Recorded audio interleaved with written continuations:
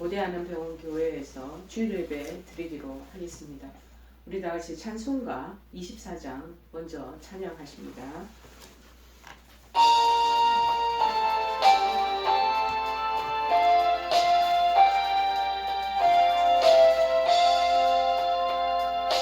왕 대신 주 다 찬양하여라. 영광과 존귀 주께 돌리세. 하늘 위에 높이 계신 주님, 주님의 말씀 존귀하도다.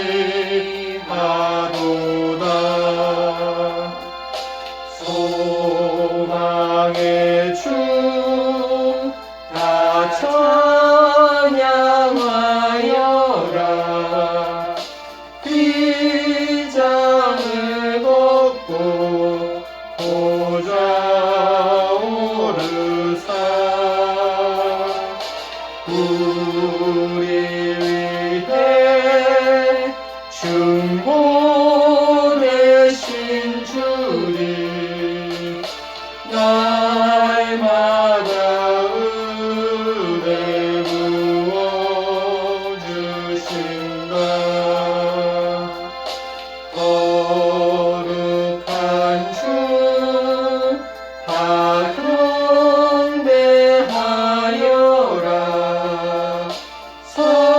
선하신 주께 다 찬양하라.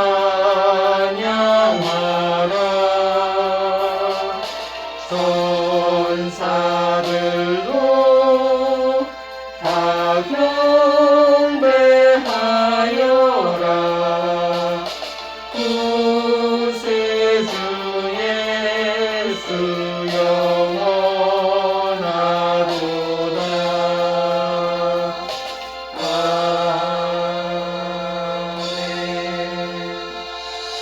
우리 다 같이 사도신경을 고백하시겠습니다. 전능하사 천지를 만드신 하나님 아버지를 내가 믿사오며 그 외아들 우리 주 예수 그리스도를 믿사오니 이는 성령으로 잉태하사 동정녀 마리아에게 나시고 본디오 빌라도에게 고난을 받으사 십자가에 못 박혀 죽으시고 장사한 지 사흘 만에 죽은 자 가운데서 다시 살아나시며 하늘에 오르사 전능하신 하나님 우편에 앉아 계시다가 저리로서 산자와 죽은 자를 심판하러 오시리라. 성령을 믿사오며 거룩한 공예와 성도가 서로 교통하는 것과 죄를 사하여 주시는 것과 몸이 다시 사는 것과 영원히 사는 것을 믿사옵나이다. 아멘. 오늘 하나님께서 저희들에게 주시는 말씀은 신약성경 마태복음 6장 14절에서 15절 말씀 보시겠습니다. 마태복음 6장 14절 15절 말씀입니다. 다 찾으신 줄 알고 제가 봉독해 드리겠습니다. 너희가 사람의 잘못을 용서하면 너희 하늘 아버지께서도 너희 잘못을 용서하시려니와 너희가 사람의 잘못을 용서하지 아니하면 너희 아버지께서도 너희 잘못을 용서하지 아니하시리라. 아멘. 용서에 대한 하나님의 관점, 용서에 대한 하나님의 관점에 대한 내용입니다. 참 이 용서라는 것이 인생에 있어서 참 어려운 것 같습니다. 용서하기 쉽습니까? 남에게 제 입장이 아니고 다른 사람에게는 용서하라고 말하기는 쉽습니다. 그런데 내가 막상 내 자신이 가장 큰 원한을 만났을 때 용서하기는 절대 쉽지 않습니다. 혹은 남은 용서해도 또 어떤 분들은 나 자신을 또 용서하지 못할 때가 많이 있다는 것입니다. 반대로 자기 자신에 대해서는 너무나 간대해요. 하염없이 그는 태평양 바다처럼 넓어 그렇게 흐지부지 자기 자신에 대해서는 용서하면서도 남의 실수 조금이라도 이 질책, 이거 실수 있는 것은 질책을 굉장히 과하게 하는 그런 부분들이 있는 것이 우리 인간의 실상입니다. 어느 제자가 자기 스승에게 묻습니다. 스승님, 어떻게 하면 용서할 수 있습니까? 질문을 던졌더니 그 스승이 갑자기 힘을 줘 말했습니다. 용서. 용서. 이 말을 알아듣지 못한 제자는 용서라니 무슨 말씀입니까? 잘 뭔 말씀하시는지 모르겠습니다. 그러자 스승은 다시 더 힘을 주어서 말씀하십니다. 용서라고 대답했다는 것입니다. 그래도 못 알아들은 제자가 그게 무슨 말씀입니까? 스승님, 용서에 대해서 지금 단어를 말씀드리고자 해서 그 깊은 이해를 깨닫기 위해서 스승님에게 요청했는데 용서라고 또 얘기하시니까 제가 이해가 안 되네요. 어허, 이 사람아, 용을 쓰라니까. 용을 써. 용서가 쉽겠는가? 용을 써야지 용서가 된다라는 말씀에 우스갯소리를 하십니다. 정말 용을 썼으라도 용서해야 된다는 말이 아니고 무엇이겠습니까? 맞는 것 같습니다. 너희가 사람의 잘못을 용서하면 너희 하늘 아버지께서도 너희 잘못을 용서하시려니와 너희가 사람의 잘못을 용서하지 아니하면 너희 아버지께서도 네가 잘못했던 잘못을 용서하지 않으실 거야 하고 본문에 얘기하고 계십니다. 예수님께서는 기도에 관한 교훈을 주기도문으로 마치셨잖아요. 그런데 이 마태 저자는 주기도문에 의해서 너희는 이렇게 기도하라, 이 기도문에 이어서 용서에 관한 교훈을 적어놓고 있으십니다. 이는 바로 용서와 기도가 서로 밀접한 연관관계가 있기 때문이라는 거예요. 용서하지 않는 마음을 가지고 기도하면 기도가 올라가지 않는 거예요. 상납되지 않는 거예요. 연락되지 않는 거예요. 근데 용서라는 마음을 가지고 용서를 진정으로 하게 되고 그러면 기도에 우리의 올려드리는 그 기도도 하나님 받으신다는 것입니다. 얼마나 이게 중요한 내용입니까? 자, 그래서 용서를 지금 가르치시고 우리에게 있으십니다. 잘못이 있다? 용서해 주라는 거예요. 여기서 우리는 일정 범위 안에서 우리가 다른 사람을 용서할 권한이 있음을 알게 됩니다. 인간의 모든 범죄는요, 다 죄성에서 그 인간의 연약함에서 나오게 되는 것입니다. 범죄는 인간이 누군가에게 피해를 준 것이잖아요. 그런데 피해받는 범위 안에서 그는 자신에게 피해를 준 사람을 용서를 할 권한을 갖는다라는 것입니다. 이러한 사실은 어디에서 또 잘 드러나고 있느냐면 욥기에 잘 나타나고 있습니다. 욥기 42장 8절에 말합니다. 그런즉 너희는 수소 7과 순양 7을 가지고 내 종 욥에게 가서 너희를 위하여 번제를 드리라. 내 종 욥이 너희를 위하여 기도할 것인즉 내가 그를 기쁘게 받으리니 너희가 우매한 만큼 너희에게 갚지 아니하리라. 이는 너희가 나를 가리켜 말한 것이 내 종 욥의 말같이 옳지 못함이라. 여기에서 내가 그를 기쁘게 받으리니 에서 그는 욥일 수도 있고 올린 번제일 수도 있다라는 것입니다. 자, 둘 중 어떤 경우라도 해석은 대동소이하고 똑같습니다. 욥에게 잘못한 친구들, 그들이 욥에게 가서 용서를 빌고 그리고 욥이 그들을 용서한 후에 그들을 용서해 주시도록 하나님께 기도한다면 하나님은 또 그들을 용서해 하실 것이라는 그 뜻이죠. 그래서 마태복음 18장 18절에는 이렇게 그 부분에 대한 것들을 우리에게 연결해서 생각해 보라고 말씀하고 계시는 구절이 있습니다. 진실로 너희에게 이르노니 무엇이든지 너희가 땅에서 매면 하늘에서도 매일 것이고 무엇이든지 땅에서 풀면 하늘에서도 풀리리라. 어디서? 땅에서 꼬장꼬장 해갖고 그곳을 매듭을 지어가지고 이렇게 매고 있으면 하늘도 그 부분을 아시고 매게 그 꼬투리 매인 것이 매듭 꼬였듯이 복잡한 것이 그대로 매여 있다는 거예요. 맺혀 있다는 거예요. 그런데 땅에서 풀면 하늘에서도 풀리는 역사가 나타나요. 자, 이거는 또 우리가 생각하는 나라에 대한 것들하고 좀 다른 관점이죠. 하늘에서 풀리면 땅에서 풀린다라는 관점이 아니라 하나님 우리에게 땅에서 먼저 풀어라는 거예요. 네가 네 선에서 해결할 거 먼저 해결하라고 지금 말씀하고 계시는 것입니다. 그래서 예수님께서는 너희가 사람의 잘못을 용서하라고 말씀하시죠. 여기서 잘못이라는 단어는 헬라 성경이 복수로 되어 있대요. 잘못이 하나가 아니라 많다라는 의미라는 것이죠. 그래서 이 헬라에는 복수의 그 단어가 쓰여 있다는 거예요. 연약함과 우리의 실수뿐만 아니라 의도된 범죄까지 다 이게 한 묶음으로 묶여져 있는 그러한 잘못이라는 거예요. 이 범죄한 악한 일들까지도 다 용서하라는 뜻이라는 것입니다. 예수님께서는 우리에게 눈물을 흘리며 용서를 비는 사람들만 용서하라고 하지 않으셨어요.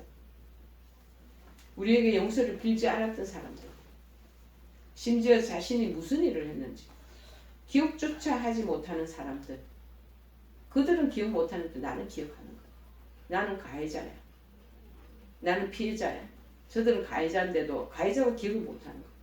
근데 우리가 혼자서 일방적으로 꽁 하고 그 부분에 대해서 우리 마음에 한을 품고 있는 것, 그것까지도 용서하라고 말씀하죠. 상대방은 기억을 못해. 당한 우리만 기억을 하는 거예요. 그것까지도 하라고. 얼마나 어렵겠습니까? 이 어려운 거 생각해 보십시오. 누군가 용서하는 일은 쉽지 않습니다. 초전에 제가 얘기한 것처럼 많은 고통과 희생이 필요하기 때문입니다. 특별히 주님의 이 큰 사랑을 우리가 힘입지 않으면은 이거는 우리가 감당해내갈 그런 주제가 아니라는 것입니다. 하나님 사랑 없이는 우리는 살 수 없기 때문에 하나님 사랑을 우리가 절대적으로 필요로 한다면 하늘에서 메인다고 그러죠. 내가 땅에서 메어가지고 있으면 하늘에서 메인다죠. 하늘에 주시는 은총이나 하나님 주신 축복이나 하나님 주시는 놀라운 그 은혜를 우리가 힘입기 위해서는 땅에 있는 내가 그 사람에 대해서 내가 피해를 입었든지 억울함을 당했든지 일방적인 내가 그러한 여러 가지 난처한 일에 어려움에 직면할 때 내가 먼저 풀어라. 살 수 없기 때문에 은혜 없이 살 수 없기 때문에 그래서 다른 사람은 그 일들을 용서하라는 것입니다. 그러면 주님의 말씀에 우리가 순종하잖아. 순종케 됨으로 자유함을 더 큰 것들을 보상받는 그 은혜가 우리에게 임한다고 역설적으로 말씀하고 있습니다. 저도 용서하지 못할 일이 있었습니다. 최근 한 4년, 5년 전에 진짜 이거는 어불성설. 저의 정말 어떻게 보면은 뒤통수를 친 충격적인 사건. 그 가해자를 제가 어떻게 용서할 수 있겠습니까? 저는 절대적인 피해자요, 희생자요. 그런데 하나님 말씀을 보면은 이렇게 하라고 계속 저한테 도전을 주시고 저한테 하나님께서 말씀으로 저에게 다가오시는 거예요. 그런데 그렇게 그 마음을 품고는 제가 기도 생활이 안 되는 거죠. 무엇보다 기도 생활을 첫 번째로 갖는 제 자신이 이 기도 생활이 안 되니까 이 부분에 굉장히 영적인 어려움을 제가 갖게 되는 거죠.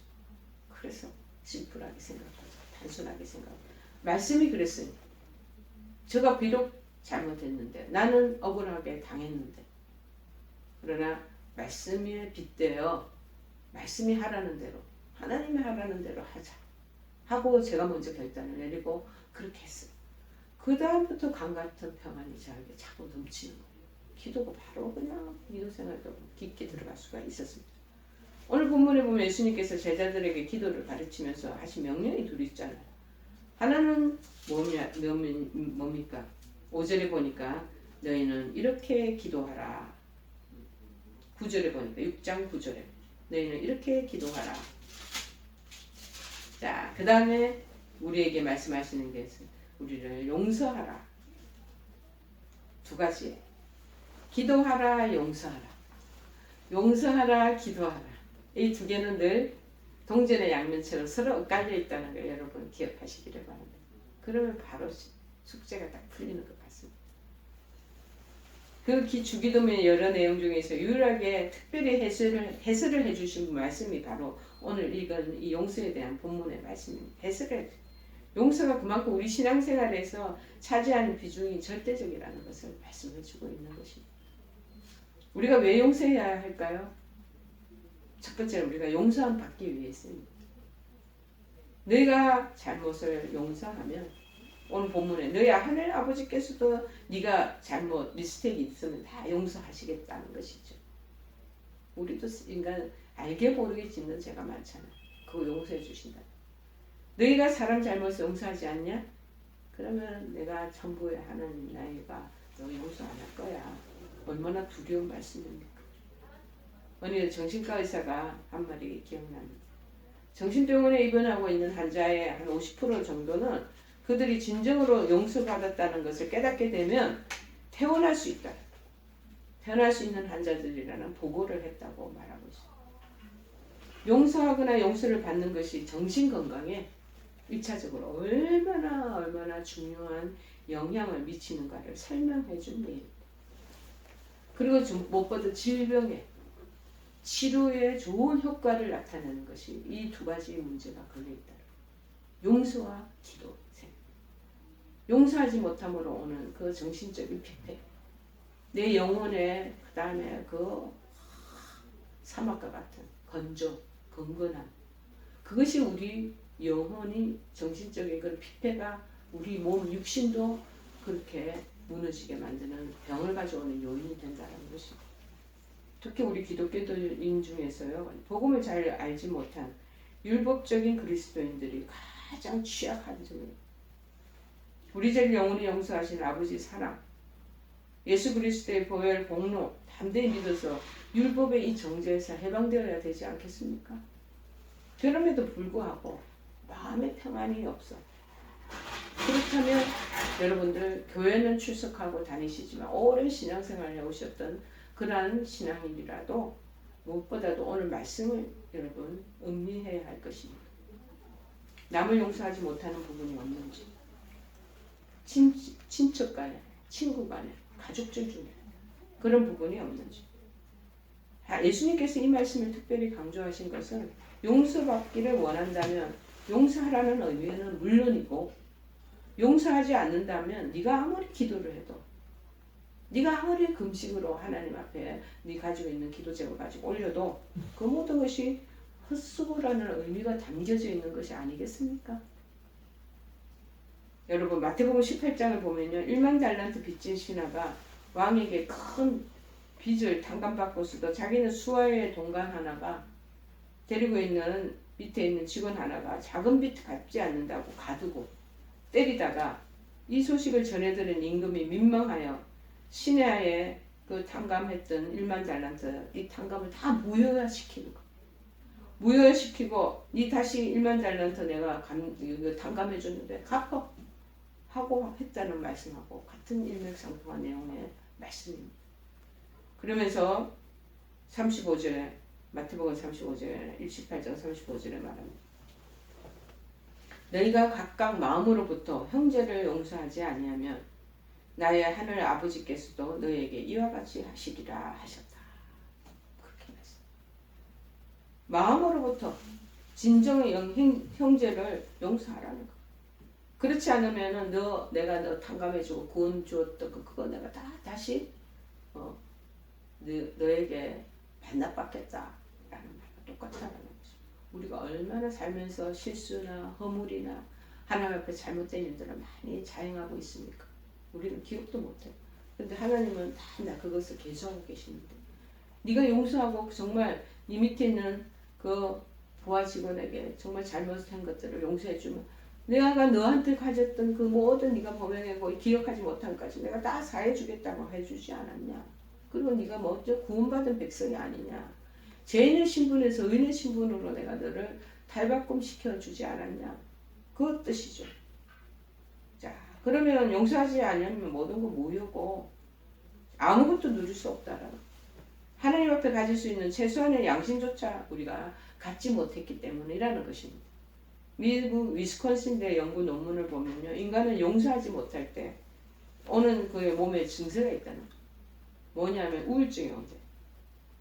그 다음에 고혈압이 온다는 거예요. 그 다음에 위경련이 나타난다. 그 다음에 격렬한 분노가 있고, 그 다음에 편집증 등이 나타난다. 이거 무엇을 증명하고 있을까요? 복수라는 거, 이 우리가 중국 영화들을 보면 저는 중국 영화 잘 보지 않는데 한번 이렇게 보니까 주로 전부 다 복수에 대한 거. 레벤지. 자기 당대의 복수가 그게가 이루어지지 않으면 그 후대가 자손이 또 그 복수에 참여. 그 후손이 또 그 복수의 그 부분에 대한 것을 해결되지 못하면 그 후손이 또 복수는 가장 먼저 자기 인생, 상대방의 인생을 파괴하는 것이요 내 인생을 파괴한다라는 말입니다. 마음속으로 미움 때문에 내 속이 들끓을 때 당장 자기 건강에 적신호가 온다라는 말이죠. 용서하지 않는 그 응어리진 그 마음이 바로 누가 좋아하는 마음일까요? 사단이, 저거다. 바로 사탄이 그 자리에 또아리를 치고 딱 거하는 공간이 된다라는 것입니다. 그 집을 파괴하지 않으면 어떤 능력 있는 사람도 그를 구해낼 수가 없다라는 것입니다. 중국의 문학 작품, 영화, 원수 갚는 얘기 있잖아. 대부분 다. 자기 원수를 자식에게 대물림하여 아버지의 원수 갚기 위해서 무수를 연마해서 일생을 다 허비했잖아. 그러나 원수를 갚으려다가 또 어떨 땐 내가 먼저 당합니다. 내가 먼저 망합니다. 용서가 없다면 하나님 앞에서까지 그 은혜의 혜택을 받을 수 없다는 것을 우리가 기억하는 것이 중요할 것입니다. 두 번째, 원수 갚는 것이 우리의 의무가 아니기 때문이라는 것. 오늘도 아침에 우리 목사님하고 야고보서 말씀을 계속 요새 묵상하고 있거든요. 뭐냐? 야고보서 4장 2절에 보니까는 입법자와 재판관은 오직 한 분이시다. 서로 그래서 비방하거나 판단하거나 하지 말아라. 우리는 율법의 준행자도 아니고 우리는 재판관이 아니라는 거예요. 그 일들을 시행하시고 재판하실 분은 오직 하나님이시다. 원수 갚는 것이 우리가 할 일이 아니라 하나님께서 알아서 해주신다. 로마서 12장 17절 21절에도 말합니다. 아무에게도 악을 갚지 말고 모든 사람 앞에서 선한 일을 도모하라. 너희가 친히 원수를 갚지 말고 진노하심에 맡기라. 기록되었으되 원수 갚는 것이 내게 있다. 내가 갚으리라. 주께서 말씀하시고 너희들은 네 원수가 줄일 때 먹이고 목마르거든 마시오라. 그리함으로 네가 숯불을 그 머리에 쌓아 놓으리라. 그래서 악에게 지지 말고 선으로 악을 이기라. 아주 우리 일상적인 우리 세상의 가치관하고는 완전히 반대적인 그런 우리에게 묘법을 가르쳐 주시고 계시는 거죠. 잠언의 20장 22절에도 나와 있습니다. 너는 악을 갚겠다 말하지 말고 여호와를 기다리라. 그가 너를 구원하시리라 라고 교훈합니다. 성경 어디저기도 다 구약이나 신약에 봐도요. 우리가 원수 갚아야 한다는 말을 1도 없습니다. 성경에 보면은 이스라엘 원수들을 하나님께서 또 다 갚아주셔요. 아이러니하게도 최고의 복수는 뭐냐? 사랑이라고. 여기에는 부작용도 없고 오직 승리만 있다. 사랑을 해버리라. 녹여버려라. 탈무드에 나오는 얘기인데요. 하루는 아버지가 아들에게 이웃집에 가서 농사 지으려고 낫이 필요한 낫을 좀 빌려오라. 근데 아들이 자꾸 빈손으로 오는 거예요.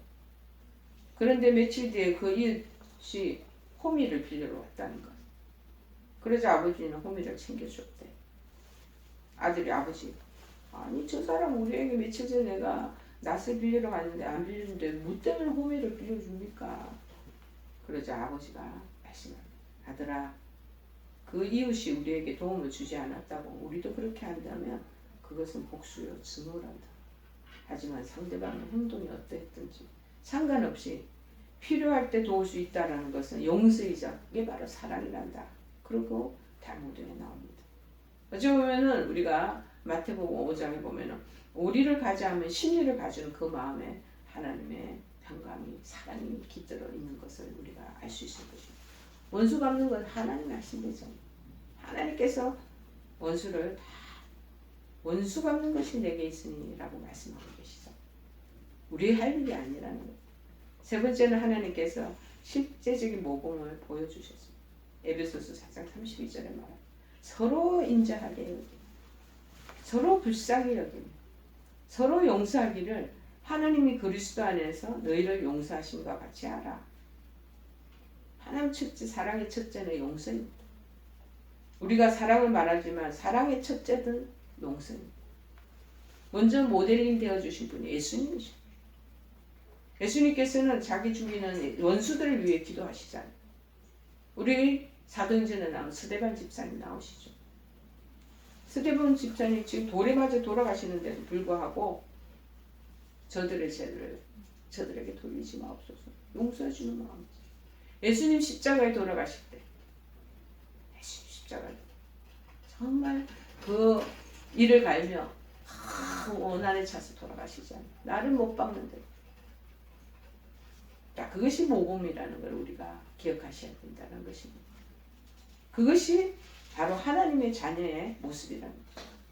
마태복음 5장 44절 45절에도 또 말합니다. 너희 원수를 사랑하며 너희를 핍박하는 자를 위하여 기도하라. 이같이 한즉 하늘에 계신 너희 아버지의 아들이 되리니. 원수를 위해 기도하면 그들이 하나님의 자녀가 된다는 것인지 우리가 된다는 것이 분명하지 않지만 둘 다 맞습니다. 우리 역시 하나님과 사람 앞에서 하나님 자녀라고 인정받게 된다는 것입니다. 여러분 마가복음 15장 예수님께서 조금 전에도 언급했겠지만 달리는 십자가에 달리는 그 상황 속에서도 정말 예수님께서 정말 복수하지 않고 원수를 축복하는 모습이 가장 인상 깊지 않겠습니까? 출애굽기 23장 4절 5절에도 말합니다. 네가 만일 내 원수의 길 잃은 소나 나귀를 만나거든 반드시 그 사람에게로 돌리지. 원수 내 집에서 계속 내 옆에 이웃집에서 괴롭히고 원수 같은 사람이에요. 근데 그 집에 어려운 불운이 닥친 거예요.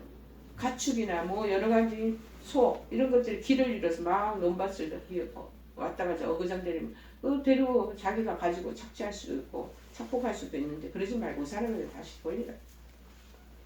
만일 너가 미워하는 사람의 나귀가 짐을 싣고 엎드려짐을 보고도 그 가축도 그냥 버려두지 말고 그를 도와서 짐을 다시 부리울지니라. 이것이 바로 하나님 택한 자녀들의 바로 모습이라는 것을 말씀해 주고 있습니다. 복수의 마음을 가진 채 얼굴을 보고 자기 얼굴을 체크해 보십시오. 마귀 모습이 따로 없습니다. 얼굴이 막 그냥 막 강팍하고 하나님 모습이 그 거울에 비춰서 보여질 것입니까? 용서하지 못한 마귀는 하나님 앞에서 고자질할 것입니다. 하나님 저기 나 닮은 사람이 저 거울에 있네요. 저것은 내 자손이니 손대지 마십시오. 그렇게 하지 않겠습니까?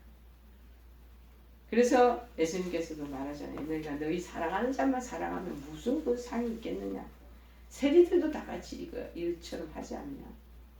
너희가 너희 잘 아는 형제에게만 안녕하세요. 서로 무난히 사하면 뭐 하면 무슨 상관이 있냐. 이방인들도 다 똑같이 이렇게 하지 않냐. 믿는 하나님 백성 너희들도 온전하시 하나님 아버지께서 온전한 것 같이 너희도 그렇게 온전함을 따르라는 것. 사랑은 믿음의 크기 차이입니다. 그래서 성경은 사랑 안에서 자꾸 자라가라고 믿음이 자라가도록 하라고 말하고 있지 않겠습니까? 자, 모든 것은 하나님의 은혜입니다. 사람은 용서해도 죄는 그러나 용서하면 안 됩니다. 마귀는 용서할 수 없습니다. 악한 생각과 그런 악한 이단은 용서할 수 없죠. 용서와 사랑이라는 그럴듯한 이름으로 악과 타협하거나 이단과 타협하거나 용납해서는 진리와 그런 거짓 진리와 용납해서는 절대로 안 되는 것입니다. 정말 진실로 악한 것과 싸우고 진토하는 것이 필요로 하지 않겠습니까? 여러분, 죄로 인해 영원히 죽을 수밖에 없는 우리를 위해서 독생자 예수 그리스도를 십자가에 매달리게 하시면서까지 그 사용없는 그 큰 사랑으로 우리를 구원해 주신 분이 하나님이십니다. 우리가 이 사랑을 깊이 묵상하신다면 용서하지 못하거나 사랑하지 못할 사람이 어디 있겠습니까? 용서해야 우리가 용서받습니다. 그래야 우리가 살고 우리가 복을 받는 것입니다. 그것이 우리의 의무입니다. 하나님 자녀라 인정을 받습니다. 알고 보면 그 모든 것이 다 하나님의 은혜입니다. 그러므로 우리 모두 용서의 본을 보여주신 예수님의 그 사랑을 본받아 진실로 용서하고 사랑하는 그러한 우리들이 되기를 바랍니다. 그래서 12월 25일 주님의 성탄을 맞이하여 나가신 우리에게 정말 그 마음의 구도자 되는 그러한 길을 걸어가는 우리가 되기를 간절히 축원해 드립니다. 우리 찬송가 327장 찬양하시겠습니다.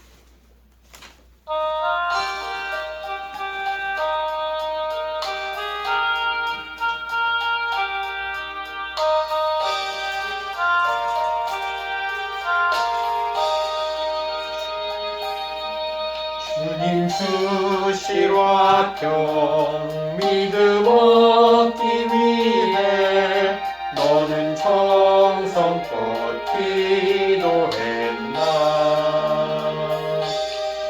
주의 제단 앞에 모두 바치기 전 복을 받을 주 생각마라. 주의 제단에 산제사드린 후에 주의 맘을 주장하니 그 뜻을 따라 그와 동행하면 영생 복락을 누리겠네. 주의 밝은 빛에 항상 활동하며 선한 사업을 힘쓰겠나. 자유 얻으려면 주의 뜻을 따라 너의 모든 것 희생하라. 주의 제단에 산제사드린 후에 주의 맘을 주장하니 그의 뜻을 따라 그와 동행하며 영생 복락을 누리겠네. 주의 제단 앞에 모두 바친 후에 주와 온전히 사귀겠네. 주님 주신 기쁨 또한 그의 사랑 어찌 말로 다 형용하랴. 주의 제단에 산제사드린 후에 주의 맘을 주장하니 주의 뜻을 따라 그와 동행하며 영생 복락을 누리겠네. 기도하시겠습니다. 이제 주님 오실 날을 기다리는 저희들 절기 지나고 있습니다. 하나님 아버지, 이 절기 가운데 저희들 마음에 1년을 보내며 하나님 용서하지 못한 마음이 있거나 엉은해진 마음이 있거나 참으로 하나님 앞에 합당치 못한 그러한 마음들이 있다면 내려놓고 하나님 아버지가 그들을 용서하며 내 자신 또한 용서하면서 자유를 얻고 평안을 얻는 그러한 자 되기를 원합니다. 그리할 때 정말 밤같은 하나님 주시는 큰 은총이 들어오고 무엇보다도 하나님 몸의 전체에도 놀라운 치료와 회복도 임하여 지리라 믿습니다. 말씀을 우리가 듣고 하나님 아버지와 환기로 흘러버리지 않게 하시고 말씀을 듣고 실질적으로 우리가 용서의 그 하나님과 실행에 나섬으로 말미암아 하나님 주시는 놀라운 그 축복의 자리에 임할 수 있는 우리 모두가 될 수 있도록 역사하여 주시옵소서. 지금은 우리 주 예수 그리스도의 크신 은혜와 하나님 아버지의 지극하신 사랑하심 성령님의 교통 역사 충만하신 은총 이곳에서 하나님 말씀을 듣고 말씀 속에서 실행하기로 다짐하고 결의하고 하나님 마음에 배시는 사랑하는 모든 우리 한우와 그 가족들 머리머리 위에 이 방송을 영상을 시청하는 우리 사랑하는 모든 권속들 머리머리 위에 사랑의 실천자로 우리에게 임하신 하나님 놀라운 축복이 영원토록 함께 하옵시기만 간절히 축원하옵나이다. 아멘.